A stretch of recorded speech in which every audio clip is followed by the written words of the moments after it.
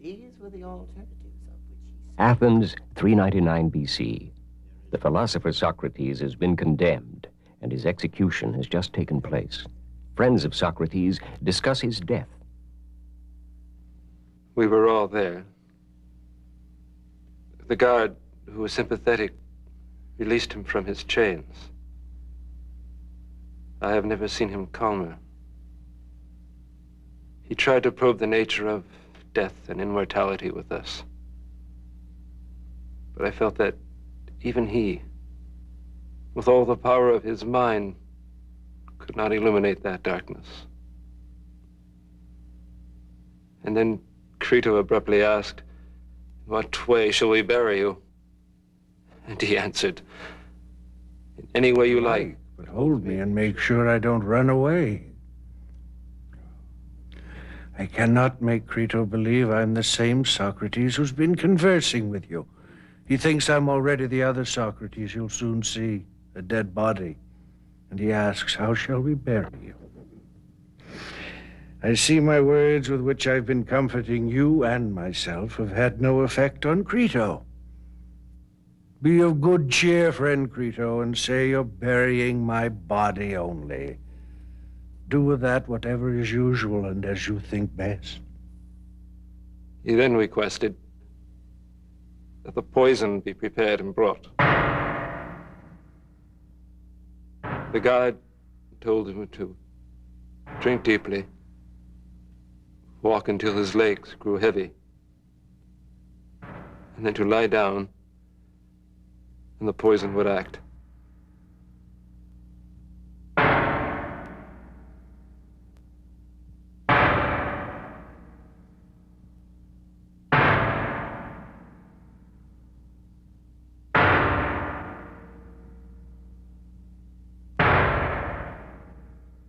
Such was the end of our friend. Of all men I have known, he was the wisest, the most just, and the best. Why was a man like Socrates put to death? At his trial, these were the charges that were brought against him. Meletus, son of Meletus of the deme of Phthia, accuses Socrates, son of Sophronicus of the deme of Alopeke, of the following. Socrates is guilty of crimes in refusing to recognize the gods of the state and in introducing strange new divinities of his own. He is further guilty of corrupting the youth. The penalty requested is death. Are Meletus and those who joined with him in making this accusation ready to argue their case? We are. Take the oath, then. I, Meletus. I, Anytus. I, Lycon. Swear that my previous deposition... Listen to the accusations that will be made against Socrates. Decide if corrupting the youth and not recognizing the gods of the state are the real reasons Socrates is being tried. My family, if I perjure myself.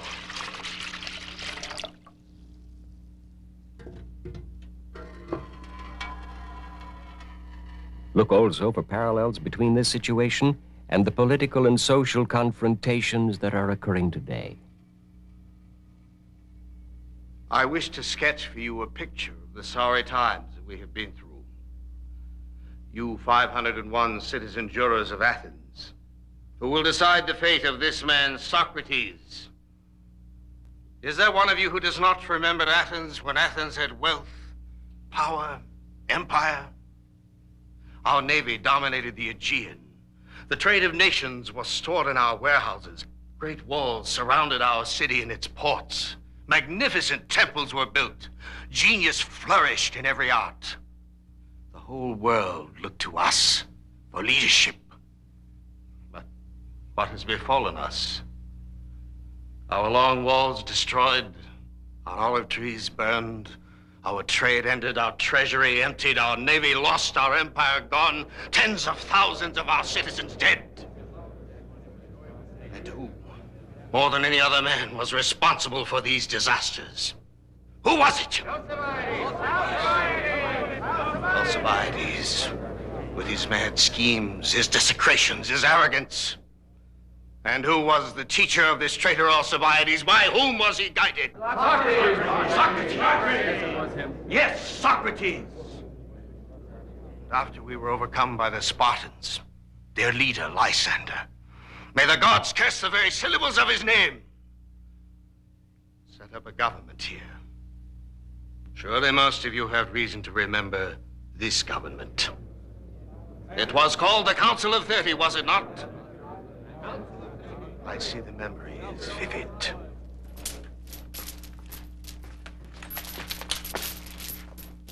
You are Paeonius, are you not? You are Paeonius? Answer! Yes. Paeonius. I've been told by a very creditable source that you spoke out in the marketplace. Was it not the marketplace? Yes, the marketplace. Against us. No. Praised the late discredited and corrupt democracy and spoke out against us, your lawful government. My family. They will get a pension. Your warehouses will be taken over by the state. Sir. We are very busy. Other cases must be heard today. Critias and Charmides, a pair we all have cause to remember well. 1,500 put to death, 5,000 exiled. And whose disciples were they by their own admission? Whose? Socrates again. Behind disasters, traitors, tyrants, Socrates. And this man who sits alongside me on this platform, this man of courage and probity and Eutychus, overthrew the Council of 30, restored democracy, and declared an amnesty to bridge the differences that separated Athenians. Because of this peace declared by Eutychus, those like Socrates will go unpunished for their political crimes.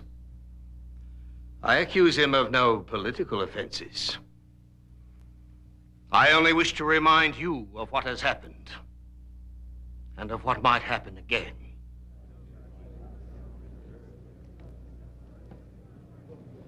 Who is to speak next for the accusers? Lycon? Greek laws have always been closely associated with religion. To submit to the law is to obey the gods. Yet despite the fact that piety has held the state together, we have seen a steady growth in disrespect to the gods. Well, not long ago, that great writer of tragedies, Aeschylus, could declare, It is Zeus alone who shows the way to perfect knowledge. Through minds every road I pass, but all are vain save that which names thee Zeus, the highest one. and in a few short years we have progressed to this. The gods are like fleeting dreams. Faith in oracles is foolish. The writer of these impious words is here today. Euripides, disciple of... Indeed, Socrates. And among those prosecuted for blasphemy, there was the philosopher Anaxagoras, who contended that the sun was a red-hot stone and the moon was made of earth. Whereas, as we all know, they are really traditional Athenian deities. And who was it who studied with Anaxagoras? Socrates again. Oh, and there was Protagoras, who contended that man, not the gods, is the measure of all things. And who professed admiration for Protagoras? Socrates. You might recall that Protagoras was a sophist, one of that accursed crew of so-called philosophers, usually foreigners, who could speak learnedly on a subject whether they knew anything about it or not, who for money could teach you to make the worst side of an argument appear the better, so you could get ahead. Always arguing and questioning, these sophists destroyed men's faith in the old truths. They made our young people clever, but not wise. And who was the greatest questioner and arguer of them all? Socrates! Yes, Socrates, the super sophist. Do you recall what our comic poet Aristophanes had to say about sophistical Socrates? Do you remember Aristophanes' play The Clown? Oh, Socrates! What do you want? mortal. What are you doing up there? I walk upon the air and elevate my mind. Only up here, dangling my vast intellect in the heavens, can I scientifically perceive the secrets of the universe. By Zeus, what marvelous words! Zeus? Did I hear you say Zeus? Are you mad, sir? There is no Zeus. No Zeus? Then who makes it rain? Have you ever seen it rain out of an empty sky? No. But when there are clouds, it rains? Yes. Therefore, sir, it is the clouds that cause rain, not Zeus. Powerfully argued. But what about thunder? Surely the gods cause thunder. Reflect, sir.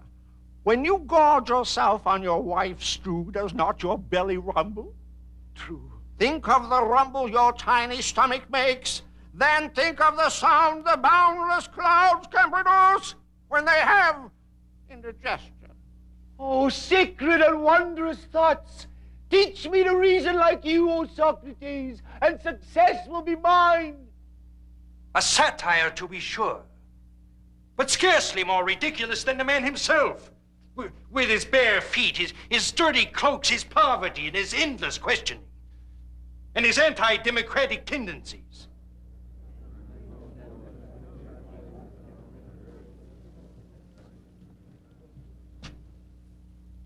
Is there anyone here who knows me as anything but an honest man, a blunt speaker?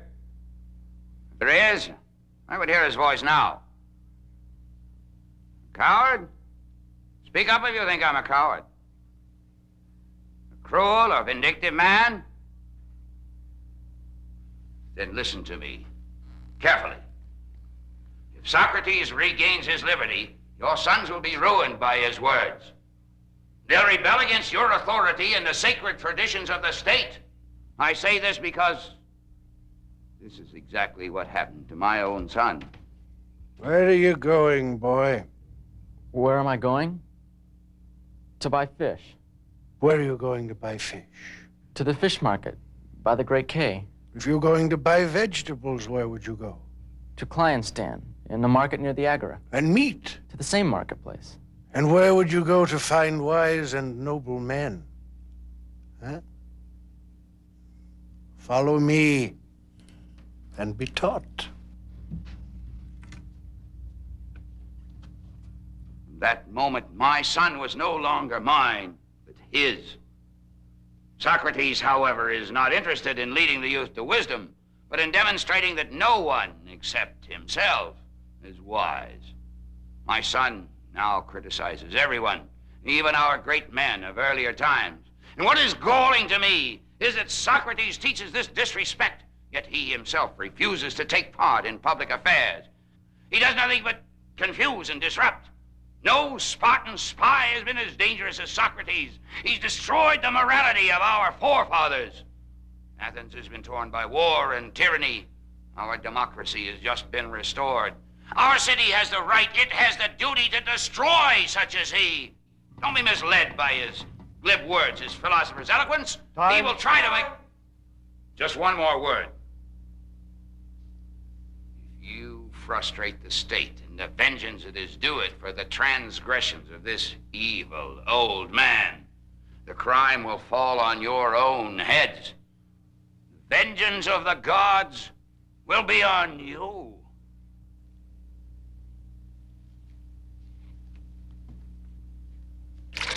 The accused will speak now. Men of Athens, how you have been affected by my accusers, I cannot tell. I know they almost made me forget who I am. Of the many falsehoods told by them, one amazed me, saying that you should be on guard against my eloquence. If by eloquence they mean truth, then I'm eloquent. But I am an old man appearing in a court of law for the first time. So please think only of the truth of my words, not their awkwardness. Anytus and his associates are dangerous to me. But far more dangerous to me are the others, the ones who began accusing me when you were children and long ago took possession of your minds with their lies. They claim I'm a student of natural science and refer to a comedy by Aristophanes in which a man called Socrates talks nonsense, or they liken me to those who teach for money and instruct on how to make the worst cause appear the better. If you have ever heard me hold forth on these matters, I ask you to speak out now. A friend of mine, who most of you knew, Chaerephon, once went to the oracle at Delphi.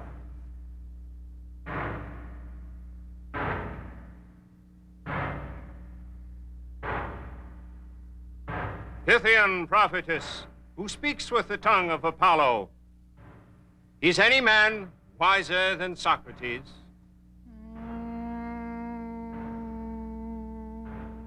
Priestess. No man is wiser than Socrates. No man is wiser than Socrates.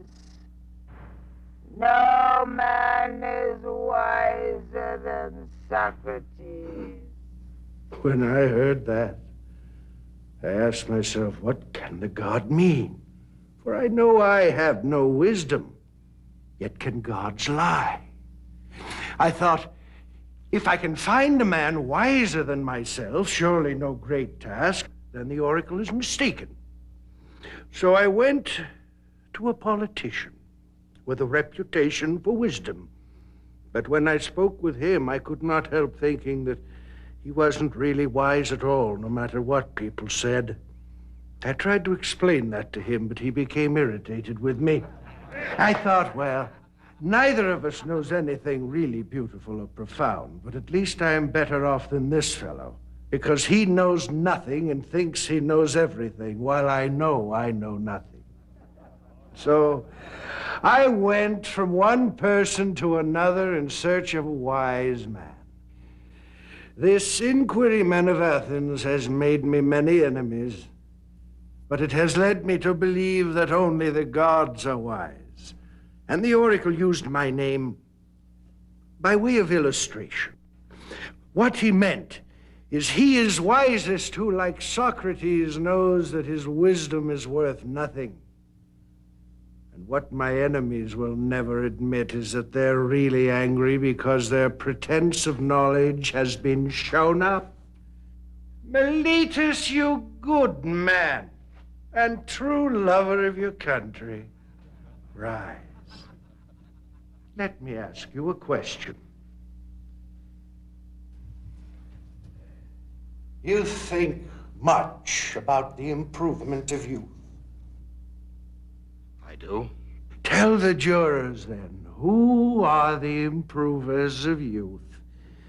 You must know, since you've taken the pains to discover their corrupter. The laws improve youth. But who knows the laws? The jurors. They're able to instruct and improve youth? They are. All of them, or only some? All of them. By Hera, that's good news. There are plenty of improvers. How about the people watching the trial today? They are also improvers. And the members of the Athenian assembly, do they improve or corrupt? Improve. Evidently, every Athenian improves and elevates youth, while I alone corrupt them. Is that what you affirm? I strongly affirm that you are their corrupter. What about horses, Meletus? Takes an expert trainer to bring out the best in a horse, yet you claim an entire city can train our youths while only I corrupt them. This is the word playing of a sophist. As to the other part of your indictment, you say that I refuse to recognize the gods of the state. Does this mean that I do not believe in gods at all? That I'm an atheist? I assure you, jurors, he believes in no gods whatsoever. Yet your charge also claims that I'm guilty of introducing new divinities of my own. You claim that I'm guilty both of believing in gods and not believing in gods. Can a man believe in human affairs and not humans, or horsemanship and not horses, or flute playing and not flute players? Surely you jest, Meletus. I've said enough in answering Meletus's charges. Yet I know too well the enmities I have incurred, and these will be my destruction. Not Meletus or Anytus, but men of Athens, know this. No greater good has happened to the state than my service to the god. For I do nothing but to go about persuading each of you, old and young alike, not to take thought about your person or property, but first to take care about the improvement of your soul. Think of the state as of a great horse, slow to move because of its size. I am the gadfly sent by the gods to sting the horse into action. All day long, in all places, I am fastening upon you, arousing, persuading, and reproaching you. And for this service, I have never sought payment from any of you. I have sufficient witness to the truth of that. My poverty. Well, then, men of Athens, this is my defense. Perhaps there are some who expect me to bring my wife and children to pray and entreat and sob before you, as is so often done in our trials. But I feel that to do this would bring dishonor to me and you and the state.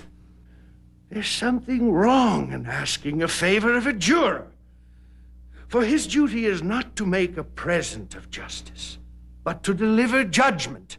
And this judgment is to be given not according to his pleasure, but according to the law. And so, to you and to the gods, I commit my cause to be determined by you as is best for me and for you. This is the time to cast your vote for guilt or acquittal. For those serving for the first time, the pierced disc stands for guilt, the solid one for innocence. A simple majority of the 501 votes cast is sufficient for conviction or acquittal. We will begin the vote now.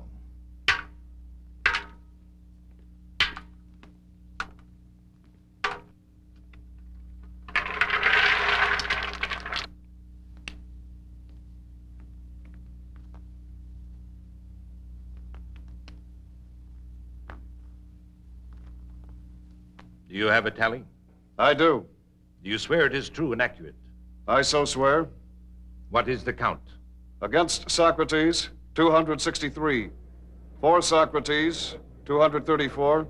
4 abstentions. Socrates, son of Sophronicus, you stand convicted. The vote is available for inspection. The penalty requested is death. At this time, the convicted has the opportunity to suggest an alternate penalty. The actual penalty will be determined by another vote. There are many reasons, men of Athens, why I am not grieved at the vote. I expected it. I am surprised it was so close. Had about 30 votes gone over to the other side, I would have been acquitted. My accusers propose death as a penalty. And what shall I propose, men of Athens? What would be a suitable return to a poor man who is your benefactor and who desires leisure so that he can instruct you? There can be no reward more fitting than meals and a pension, a reward he deserves far more than the citizen who's won a chariot race at the Olympiad. Perhaps you think I'm defying you in what I say? This is not so. I speak thus because I'm convinced that I've never intentionally harmed anyone. Why should I then suggest a penalty that would harm me? What shall I say? Imprisonment? Why should I languish in prison? A fine. I would still have to lie in prison because I have no money. Exile.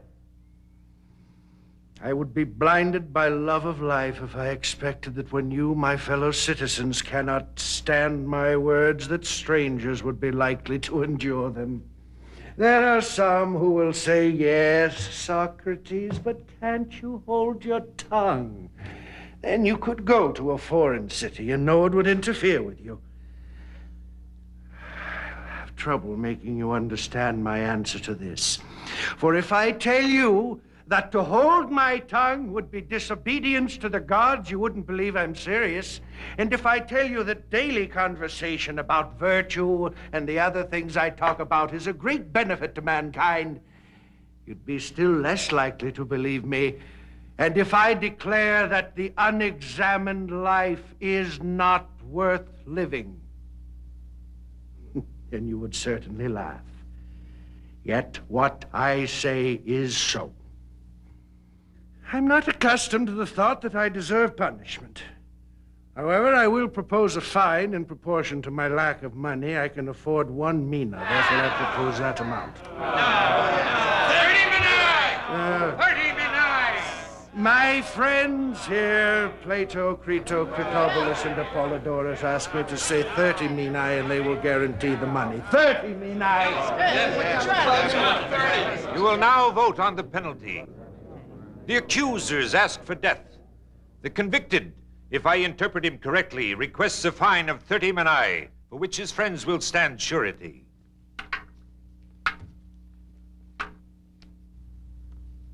Do you have a tally? I do. Do you swear it is true and accurate? I swear. What is the count?